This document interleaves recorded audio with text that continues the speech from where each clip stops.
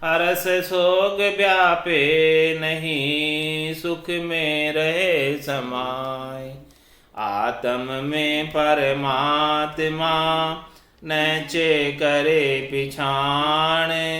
राम चरण वे संत जन, सदा एक रस जान। हमारे राम शब्द नैचे बजो। राम जी के नाम के ऊपर, इस शब्द के ऊपर उभय अंशु लिव लगे, तीजी झोला खाए। ये रकार और मकार 52 अक्षरों में सूर्य और चंद्रमा की तरह सुशोभित नाम है। तो इस राम शब्द को नैचे के साथ भेजो। नैचा मतलब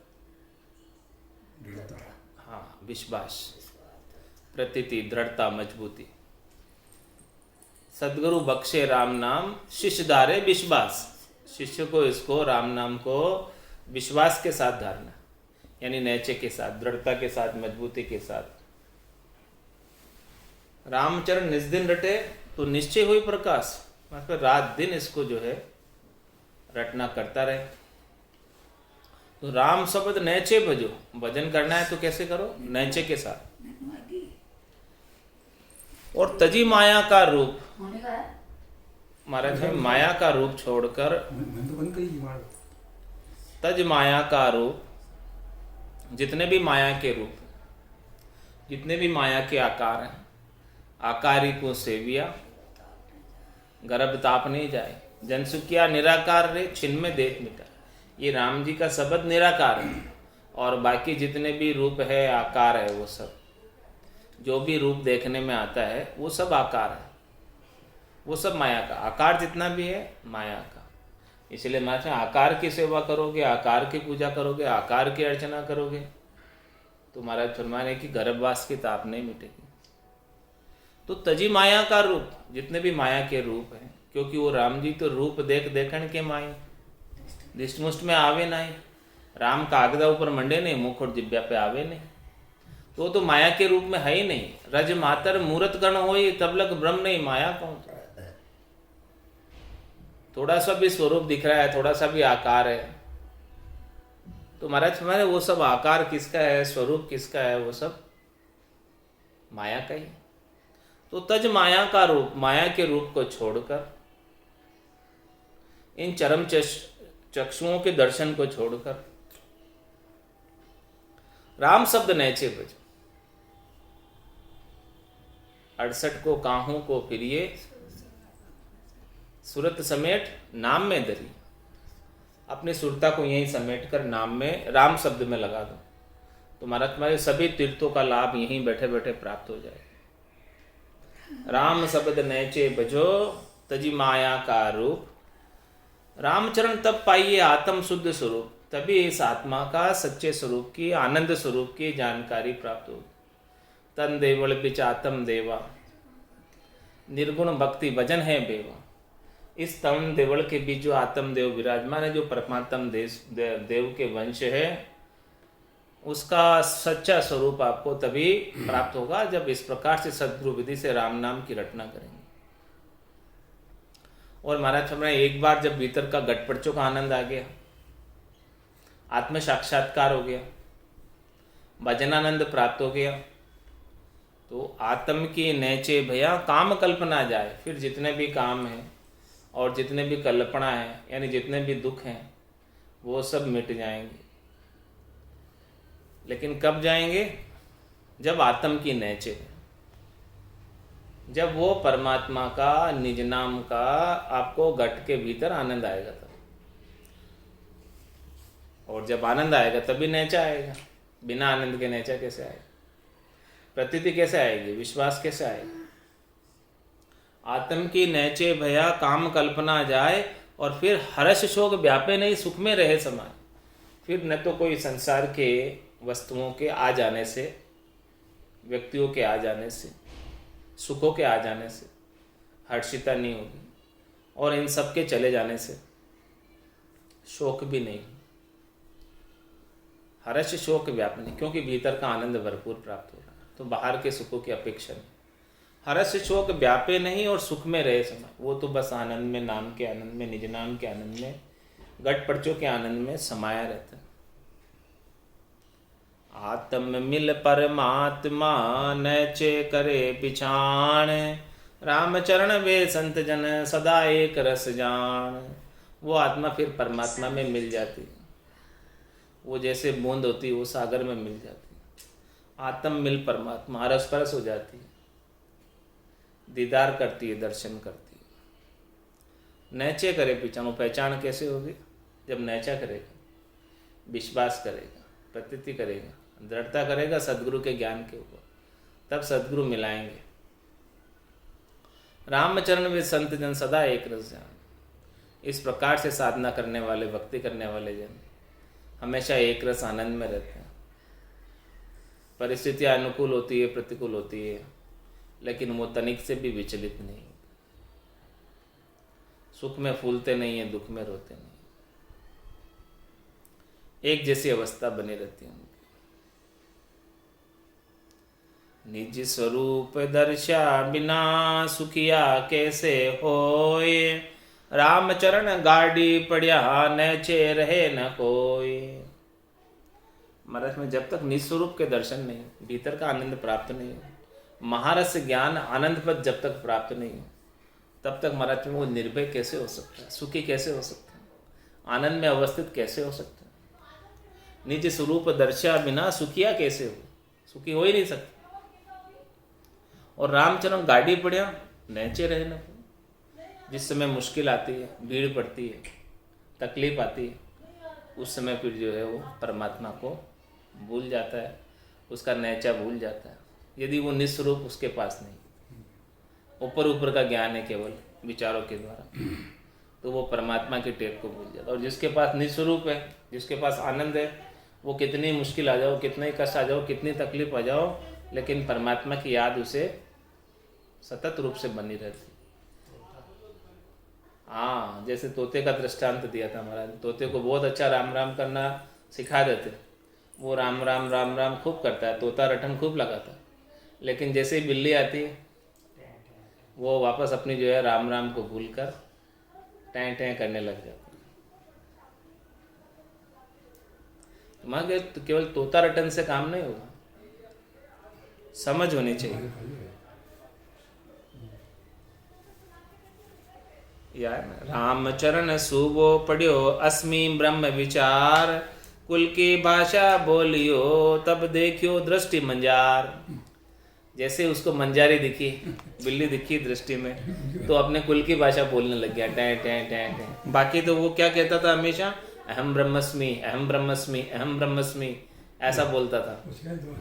और जैसे बिल्ली आई सामने, अहम ब्रह्मस्मि भूल गया और क्या बोलने लगा, टैं टैं टैं बोलने लगा। तो मुख पढ़ियो तो क्या भयो, पढ़ करनी की नीनाय। मतलब वो रहनी में नहीं आया, वो पढ़ लेने से क्या हो गया, उसकी रीत नहीं बनी घट में, चर्चा कर ली। ताप पढ़िया सब बिसरियो, सुध बुध रही न माय। जब ताप पड़ता है, मुश्किल आती है, तब सब बिसर जाता है, तब सुध बुध नहीं रहती है। इसीलिए माना निज स्वरूप दर्शा बिना सुखिया कैसे होए, रामचरण गाड़ी पड़िया नैचो रहे न कोई। जब मुश्किल आती है तब कुछ भी नैचा उसे नहीं रहता, भूल जाता है उसे।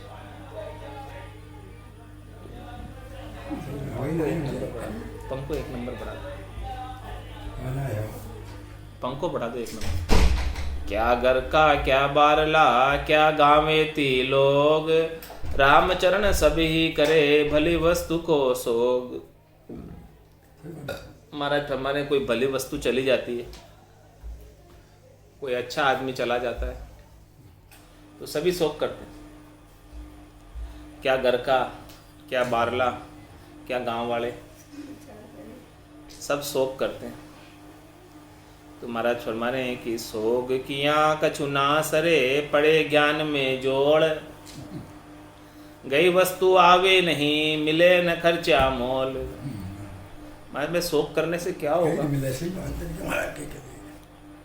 और बल्कि ज्ञान में जोल पड़ेगा और दुखी हो रहे हो, जबकि ज्ञान होने के बाद तो दुखी होना ही नहीं चाहिए, और ज्ञान को बट्टा लगा रहे हो।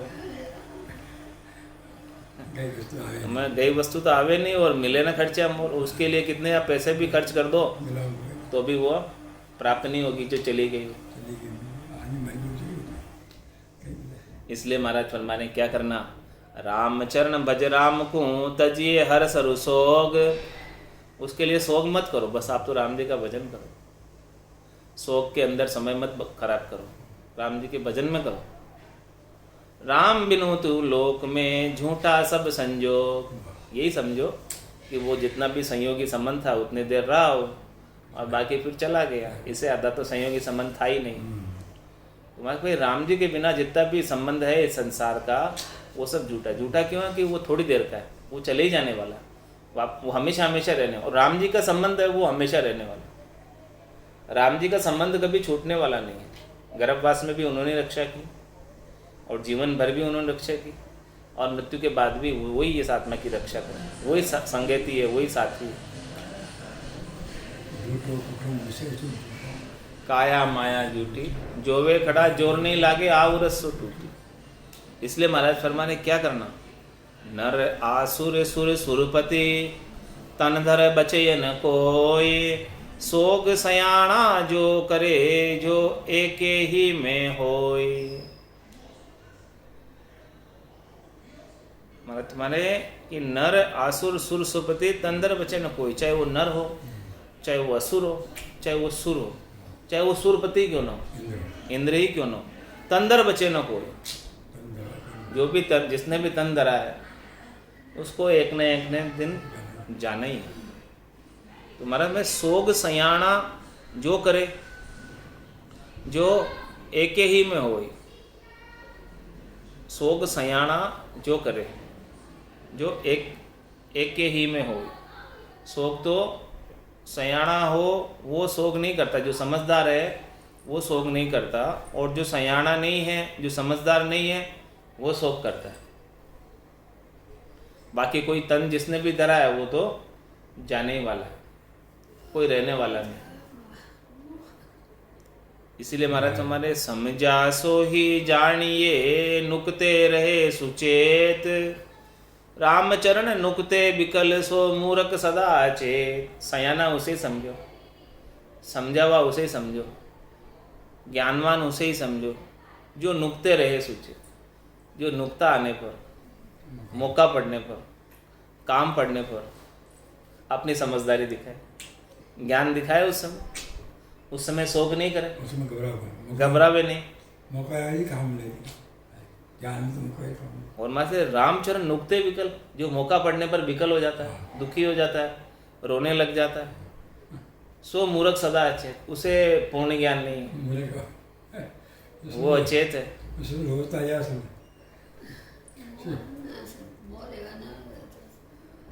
ज्ञानी तुम तो कहो नैचे करी हमको दिसे नाय, माया संग भरम्यो फिरो क्यों आवे मन माय। हमारा भाई ज्ञानी तुम कहते हो कि नैचा करावा हमने राम जी के ऊपर, पूर्ण विश्वास है, लेकिन हमारा कि हमको दिसे नहीं, हमको पता नहीं चल रहा है आपने नैचा किया हुआ, क्योंकि माया संग भरम्या फिरो क्यों आवे मन माय। फिर आप माया के संग क्यों भरमते फिरते, आपके मन में माया की चाहना क्यों आ रही है? यदि नैचा है पूरा तो पूरा नैचा नहीं है, इसीलिए माया के साथ भरमते फिरते हो, माया के उपाने के लिए आप जगह जगह जाते फिरते। गीता खुद्यान भाग सी जीम्या तृप्ति होय, रामचरण सुख लक्ष्य खू बाचक सुखी न कोय। मात्र केवल गीत गाने से भूख नहीं मिटेगी। आपके 56 भोग लाए हैं, लाडू भी है इसमें, सरस जलेबी भी है, सब आरोग लोग ऐसे गीत गा देंगे सर। गीत गाते मैं गीत गाती नहीं है। कैसे गीत गाते हैं? लाडू सरस जलेबी, इसमें सीरा भी है, सब है, ऐसे महाराज हमें गीत गा दो बोले, लेकिन वहाँ पे गीत गाने से भोजन के सारे मिष्ठानों का गीत बना के गा लो, गीत माला बना के, उससे भूख नहीं जाएगी, जिम्या तृप्ति हो। जब तक आप उस भोजन प्रसाद को, पानी लोगे अपने मुखारबिंद से, तब तक उसकी जो है तृप्ति होने वाली नहीं है। इसी प्रकार से महाराज माने रामचरण सुख लच्छकों वाचक सुखी न, जो केवल वाचक ज्ञानी है, जो केवल बातें ही करता है, वो कभी सुखी नहीं होता जब तक उसकी रीत उसके घट में नहीं बनती, जब तक उसका आनंद उसके घट में नहीं आता। मतलब बांटने वाले हाँ, वाचक है नहीं, बस केवल बाँचने तक का ही ज्ञान है। हाँ, अपने ऊपर इम्प्लीमेंट नहीं करना, बाकी सबको सुनाना, तो वो सुखी नहीं हो सकता है। और जो अपने ऊपर इम्प्लीमेंट करता है वो सुखी हो सकता है। बिन साधन कोई ना सद्या, जुगा आगला संत, रामचरण साधन किया सद्या कहे बेदंत। बिन साधन कोई ना सद्या, मतलब साधन के बिना कोई सदा नहीं। आगे भी अनेक युगों में सब संत हुए, सबने कोई न कोई जो है भजन का साधन किया। साधन धाम मोक्ष कर द्वारा, पाइए जन परलोक सिमारा, सो परतर दुख पावसी और से दुनि दुनि पछताए। मतलब भजन का साधन बता रहे हैं आपको, और साधन के बिना तो कोई सज नहीं सकता कार्य। तो साधन तो कोई करना नहीं चाहते, भजन तो कोई करना नहीं चाहते, और ऐसे ही मोक्ष प्राप्त करना चाहते हैं। तो मतलब कैसे होगा मोक्ष प्राप्त? इसके लिए जो विधि है, तरीका है, भेद के साथ, साधन भी भेद के साथ करना पड़ेगा। भेद सहित ज्ञान घटावे और प्रेम भाव नेचो मन पावे, मोक्ष मिलन की यही है उपाय, दूजी नहीं शिष्ट में पाए। तो बिन साधन कोई ना सद्या, जुगा आगला संत, रामचरण साधन किया सद्या कहे वेदन। साधन करने के बाद ही वो चीज सस्ती है, और सदने के बाद ही उसका फल आता है। बिना सजे फल नहीं आता। बात कहे वेदांत की, चले बेतुकी चाल, जो मुख सो तो राजा कहे, कारज माए कंगाल। बात तो तुम्हारे साधन की करता है, बात तो सिद्धांत की करता है, बात तो अच्छी करता है बहुत, लेकिन चलता नहीं है, चलता बेतुकी चाल है, बिना तुक के चलता है, यानी बिना भेद के काम करता है। तो महाराज मुखसु तो राजा के, मुख से तो बात ऐसी राजा जैसे बोल रहा हो वैसे बातें करता है, लेकिन कारजमाय कंगाल, काम करने में प्रैक्टिकल रूप में कंगाल है, रीता है खाली, केवल वाचक ज्ञानी।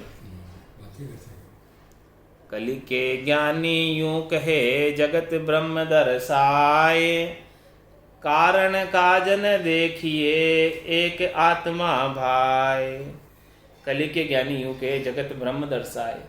इस कलि काल में ज्ञानी ऐसे कहते हैं कि पूरा जगत में हमको ब्रह्म दिख रहा है। कारण काजन देखिए एक आत्मा भाई, सबके अंदर एक ही आत्मा है। इसमें फिर जो है किसी का कारण और किसी का काज मत देखो। विशिष्ट मुनि आश्रम बिन ब्रह्म ज्ञान अधिकार, दई अशीष ऋषि राज को कारण देख व्यवहार। वशिष्ठ मुनि जो है विनय आश्रम, यानी वशिष्ठ मुनि ग्रस्त है, वो बैरागी नहीं थे। हाँ, वो आश्रम बांधे हुए नहीं थे। वो वशिष्ठ मुनि आश्रम बिन ब्रह्म ज्ञान अधिकार, उनका जो है ब्रह्म ज्ञान के ऊपर अधिकार था, वो ब्रह्म ज्ञानी थे। दई अशीष ऋषि राज को कारण देख व्यवहार, उन्होंने आशीष दिया ऋषि राज को, कारण देख व्यवहार। उन्होंने जो है उनके व्यवहार का कारण देखकर भगवान राम को भी उन्होंने ज्ञान दिया।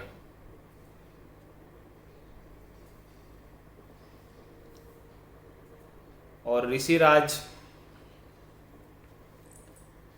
विश्वामित्र जी भी हो सकते हैं। दई आशीष ऋषिराज को कारण देख व्यवहार। विश्वामित्र जी जो, उनको भी ऋषिराज उन्होंने कहा है, आओ ऋषिराज। हाँ, कब कहा था? तज शस्त्र निर्मल भयो कियो दंडवत आय, वशिष्ठ मुनि तब बोलिया ब्रह्म ऋषि कह भाई। वो सब जो है सब शस्त्रों को छोड़कर निर्मल भय और उन्होंने दंडवत किया आकर, तब वशिष्ठ मुनि ने बोला कि ब्रह्म ऋषि कहिए क्या बात। जब उसको बाहर लाते छोड़ दिया। कौन? विश्वामित्र जो फिर नाम तो आ गया। हाँ, विश्वामित्र जी को ऋषिराज बोला, ब्रह्म ऋषि कहा। पहले तो वो सब शस्त्रों के साथ आए थे और उन्होंने पुत्र हत्या उपजो नहीं मोह मान अहंकार देखियो तेसो ही कयो लक्ष्य ज्ञानी तणो विचार।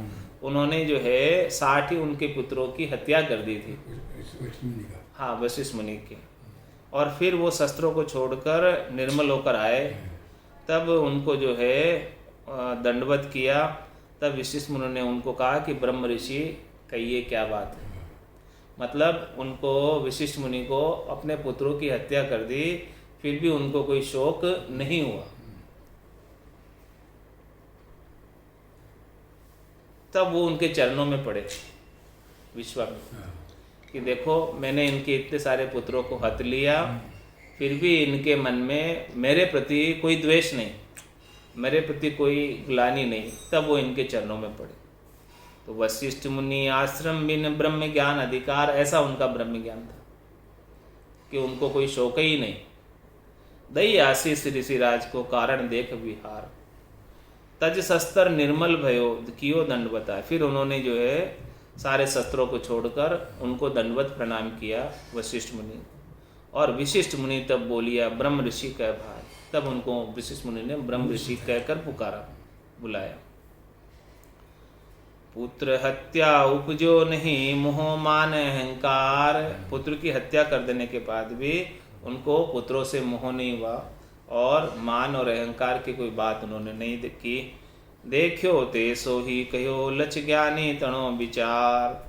जैसा भी देखा था वैसा ही जो है उन्होंने वो अपने ज्ञान का विचार बताया। अब ज्ञानी को गाली दे तो उल्टी देवे 5। रामचरण स्वार्थ बंदिया सूझे नाही साच। मतलब आज ऐसे जो है ब्रह्मज्ञानी संत नहीं मिलते वशिष्ठ मुनि जैसे। आज तो किसी ज्ञानी को आप गाली दे दो तो उल्टी देवे 5, वापस पलट कर 5 गाली दे देगा। रामचरण स्वार्थ बन गया, सब स्वार्थ से बंधे हुए, सूझे ना ही साथ, किसी को साथ नहीं सूझा, सबको अपना अपना स्वार्थ सूझ रहा है और सब स्वार्थ से बंधे हुए। सबको अपने अपनी मान प्रतिष्ठा चाहिए, सबको धन संपत्ति चाहिए, सबको शरीर संसार इंद्रियों के सुख चाहिए, सब उसी का उपाय करने में लगे हुए। ब्रह्म नित्य माया अनित उपजा सो नहीं थिर। ऐसा ज्ञान विचार के करो शब्द सोसी। महाराज फरमाने की ब्रह्म नित्य है और माया जितनी भी है जिसका उपाय कर रहे हैं स्वार्थ पूर्ति का, वो सब अनित्य है, वो सब चले ही जाने वाली है, वो रहने वाली नहीं। तो उसके लिए जो है कोई लड़ाई झगड़े नहीं करो, स्वार्थ पूर्ति के लिए किसी के साथ द्वेष नहीं करो और किसी के साथ राग नहीं करो, क्योंकि उपजा सो नहीं थिर। जो भी उत्पन्न हुआ है वो थिर नहीं है, वो चले ही जाने वाला है। ऐसा ज्ञान विचार के करो सब सुसु। इस प्रकार का ज्ञान का विचार घट में करो और शब्द के साथ लगो। करो शब्द तो सीर करने का मतलब शब्द के साथ पार्टनरशिप कर लो। हाँ, उसके साथ पार्टनरशिप कर लो शब्द के साथ। मतलब अपने समय को शब्द को दे दो, शब्द का आनंद ले लो, सब अपने जितना समय मिले उसमें साथ करो उनका। अचल अखंड अभंग नित नाश कदे नहीं होय। रामचरण सत शब्द है नैचे कीजे सोय। महात्मा वही सत शब्द है। कौन सा? जो अचल है, जो अखंड है, जो अभंग है, जिसका नाश कभी नहीं होता, वो सत शब्द है। ऐसे सत शब्द का नैचा करो। नैचे का विश्वास करना है, नैचा करना है, प्रतीति करनी है, दृढ़ता किस पे करनी? सत शब्द पे करो, जिसका कभी नाश नहीं होता है, जो अचल है, अखंड है, अभंग है, जिसका कभी नाश नहीं होता। एक बार प्राप्त हो जाता तो चला जाता नहीं वापस। रामचरण सत शब्द है, नैचे कीजिए सो, यही सत शब्द है। इसके ऊपर नैचा करो, इसके ऊपर विश्वास करो, यही तारेगा और कोई दूसरा नहीं तार सकता। तो महाराज में किसको भजना है? अचल भजो चंचल तजो। जो अचल है, जो जाता नहीं, उसका भजन करो। तो सत्शब्द अचल है, अखंड है, अभंग है, वो कभी खंडित नहीं होता और वो कभी भंग नहीं होता और वो चलायमान भी नहीं है, आ जाता तो वापस जाता नहीं। अचल भजो चंचल तजो, जो चंचल है उसको छोड़ो, चले जाते हैं उसको छोड़ो, जो नहीं जाता उसको रखो। अचल भजो चंचल तजो तब मन नैचल हो, मन तभी नैचल होगा जब ऐसे सत्शब्द का भजन आपके घट में बनेगा, भजन की रीत जब घट में बनेगी, भजन का आनंद जब घट में आएगा, सत्शब्द का आनंद जब घट में आएगा, तब आपका मन नैचल होगा। इसके बिना मन नैचल नहीं होना। रामचरण चंचल गए तो नैचे रहे न कोई, किसने चंचल को पकड़ा है, यानी चले जाने वाले को पकड़ा है। तो मैं समझ नैचे ही वो निश्चित ही वो रहने वाला नहीं, वो तो चले जाने वाला, चंचल है इसलिए चला जाएगा। जो भी चीज़ चंचल है वो सब चली जाएगी, इसीलिए चंचल को छोड़ो और अचल को पकड़ो। कमला थी न रही मन, कमला थी न रही मन, उस पुरातन की उर्दू क्यों न चंचला हुए, चंचल है लक्ष्मी जानत ऐसा कोई, उस पुरातन की उर्दू क्यों न चंचला हुए। इसीलिए मैं माया का संग दोष सु उपजे हरस रुसोग, कि माया चंचल है, चंचल है, इसीलिए उसका संग करोगे तो आएगी तब हर्ष उपजेगा और जाएगी तब शोक होगा, क्योंकि वो चंचल है, उसका स्वभाव ही आने के बाद जाने का है, रहने का नहीं है उसका स्वभाव। तो उसके संग करोगे तो उसके साथ तो हर्ष और शोक उत्पन्न होना ही है, मैं उसका संग नहीं करो। माया का संग दोष सु, वो संग दोष लगता है, संग करने से संग दोष लगता है। माया का संग दोष सु उपजे हर्ष रुसोग, देखो आत्म ज्ञान में यो ही दीर्घ रोग। मतलब इस आत्म ज्ञान के लिए माया का संग दोष ही बहुत बड़ा रोग है। ये माया का संग छूटता नहीं। माया बड़ी बलाई डाव दे पकड़े आए, ये माया बड़ी बलाई है, बार बार डाव लगाती रहती है, पकड़ती रहती है, साधक को जाने नहीं देती है।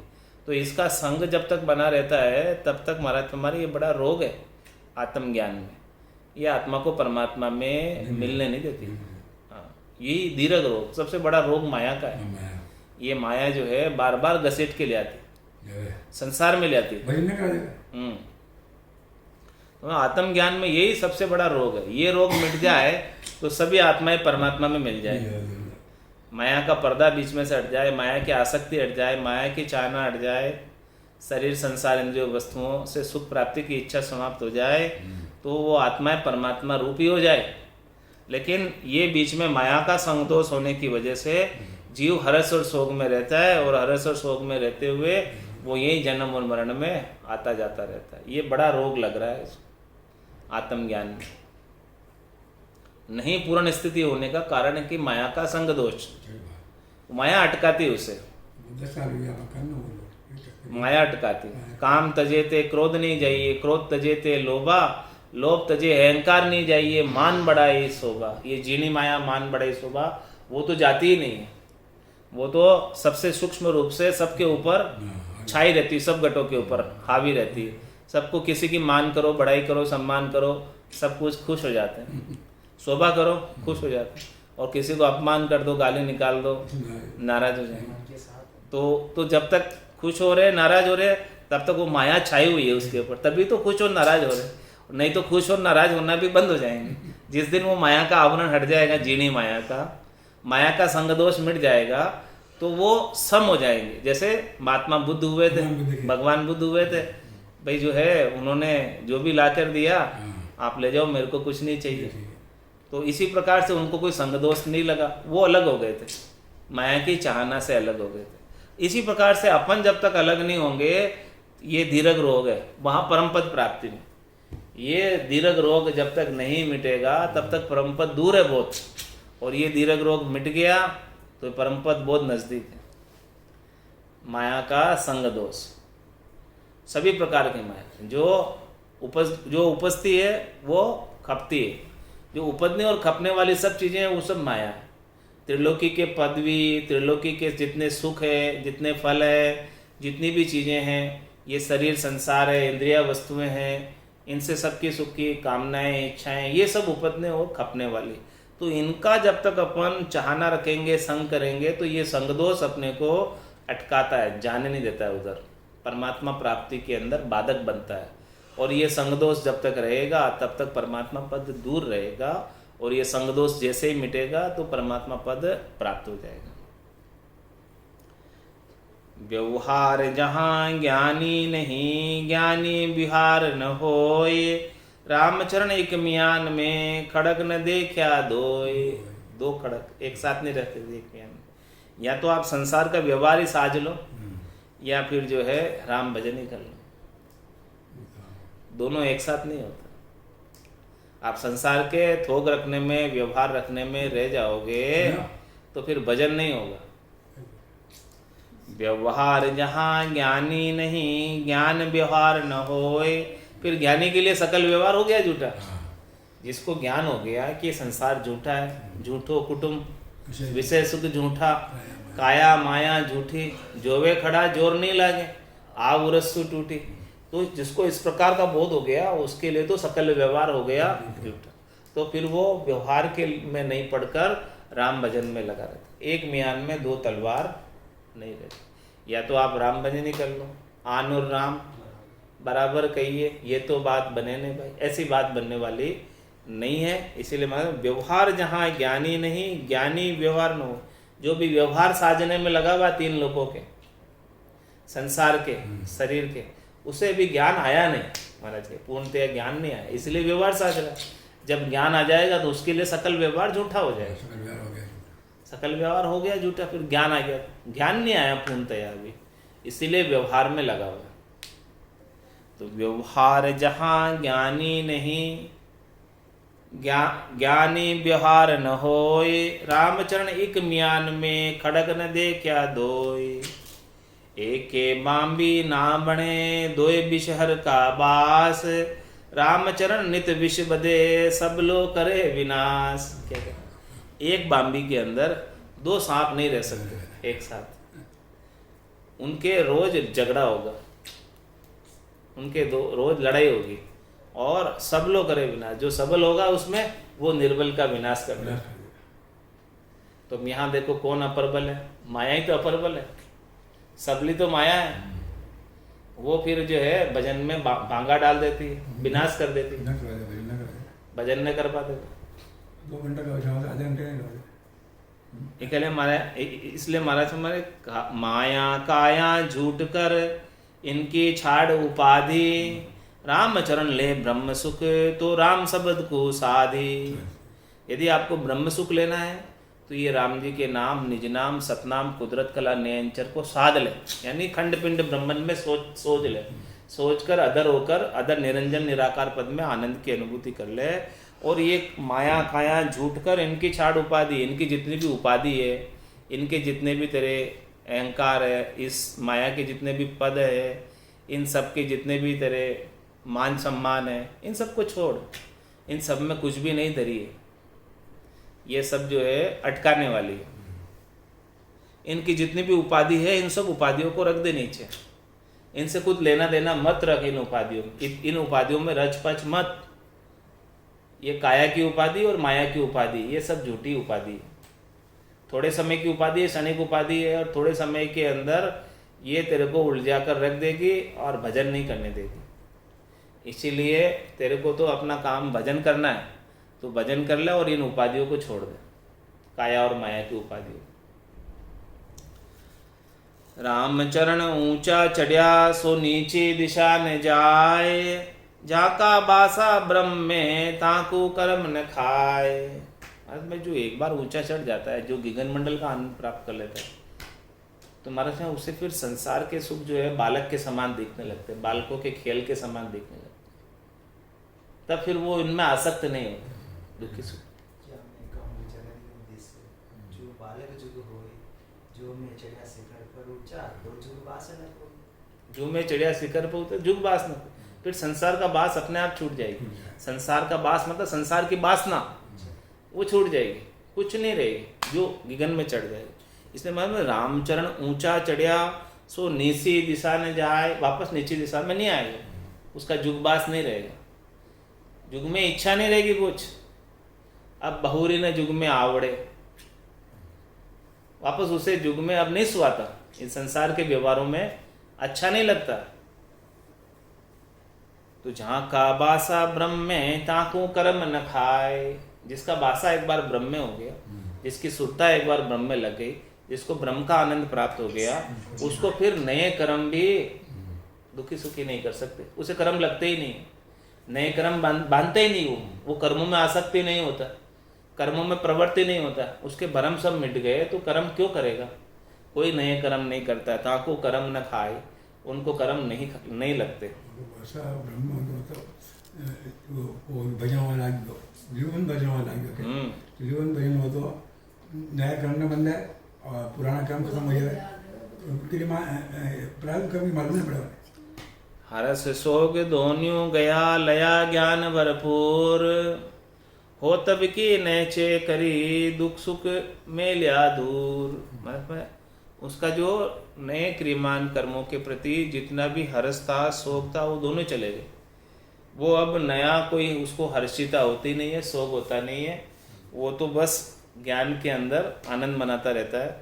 भरपूर ज्ञान है परमात्मा का। और होतब की नैचे, जो होतब है परमात्मा है, जो करेगा जाई विधि राखे राम, ताई विधि रहिए, विधि का विधान मान, हानि लाभ सहिए, राम राम राम राम राम राम कहिए। वो अपने मन की कुछ भी नहीं करता है, जैसे राम जी रखते हैं उसमें राजी रहता है, उसकी रजा में वो राजी रहता है। तो उसके प्रारब्ध कर्म भी सूली की सजा सुई में परिवर्तित होकर निकल जाती है। दुखी सुखी नहीं होता प्रारब्ध कर्मों से भी।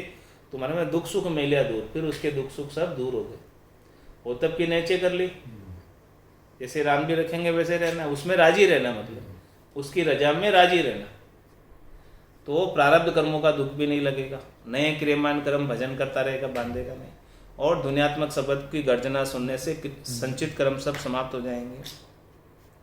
सुख दुख दोनों अज्ञानी के, ज्ञानी माने नाय, राम चरण गिरी सिंधु जल जूंदी से दर्पण माय।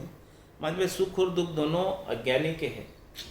ज्ञानी के न तो सुख सुख रहता है और न दुख दुख होता।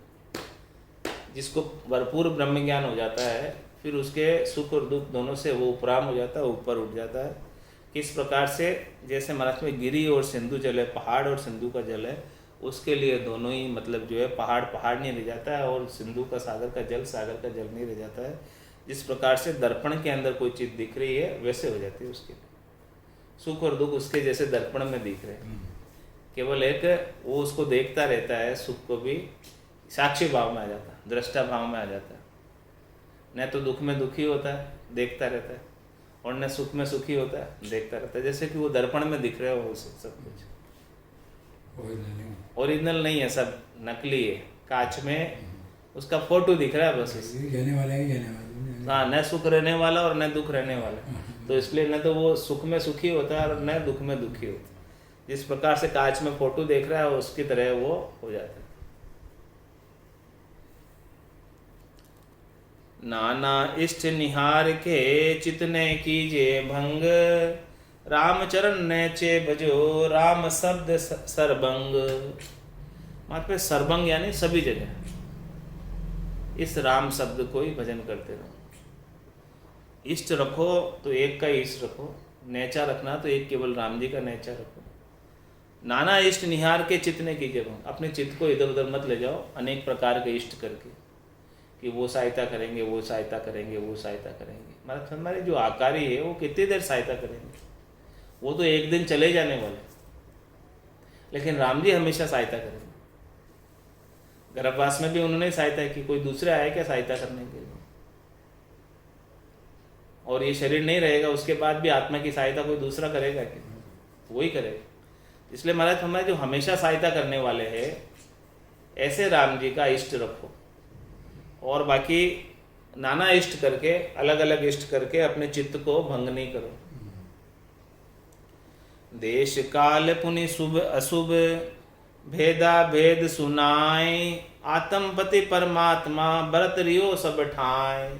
महात्मा वो परमात्मा वो राम जी सब ठोर बरत रहे, कोई भी जगह उनके बिना खाली नहीं।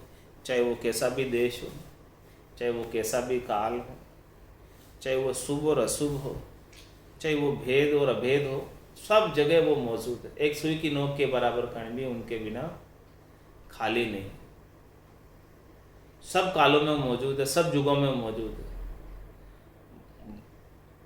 भूतकाल में भी थे, वर्तमान में भी है और भविष्य में भी रहने वाले, वो मिटने वाले नहीं।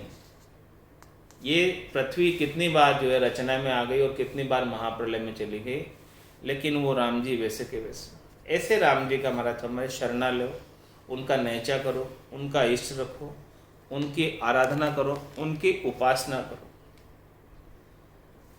कहूँ ऋक्षक कहूँ मारिये, कहूँ अपूज्य पूजाए, ए गटबद जा गट बसे, सो सत्य ज्ञाता नाय।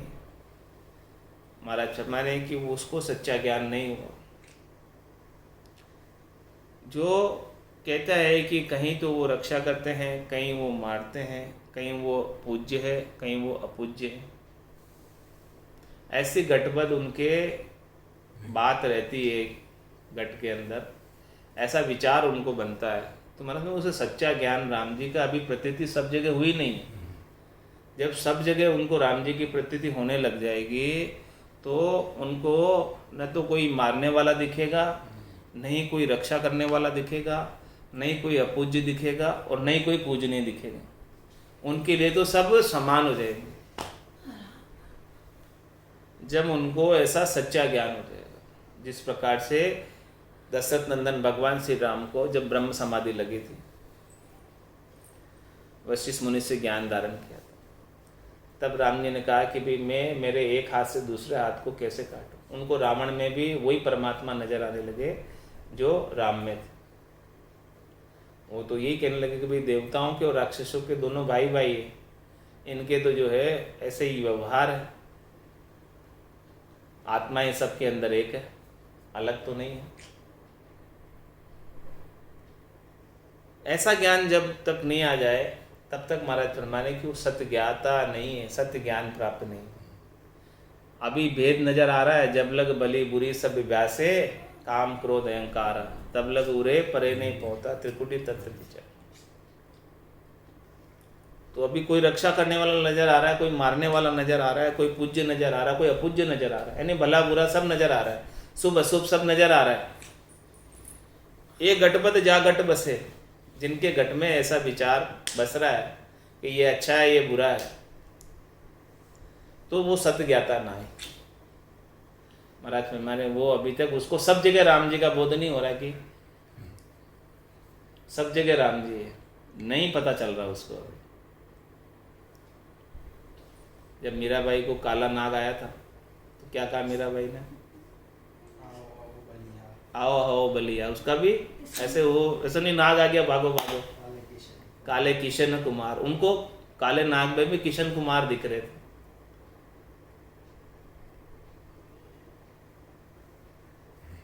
तो मानस में कहूँ ऋक्षक कहूँ मारी है, कोई मारने वाला आ रहा है, कोई रक्षा करने वाला आ रहा है, कोई पूज्य अपूज्य, अभी तो अलग अलग दिख रहे सब।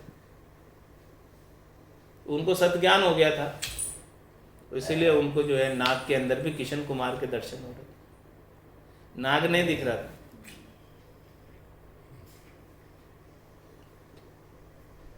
कहूँ ऋक्षक कहूँ मारिये, कहूँ अपूज्य पूजाए, ए गटबद जा गट बसे, सो सत्य ज्ञाता नाय। बायर भर में अज्ञता, ज्ञाता भर में नाय। सर्वग ब्रह्म विचार के, समता सुमरण माय। हमारे की जो है अज्ञता है, अज्ञान है, भोड़प है, ना समझी है, तब तक जो है बाहर भरमता है,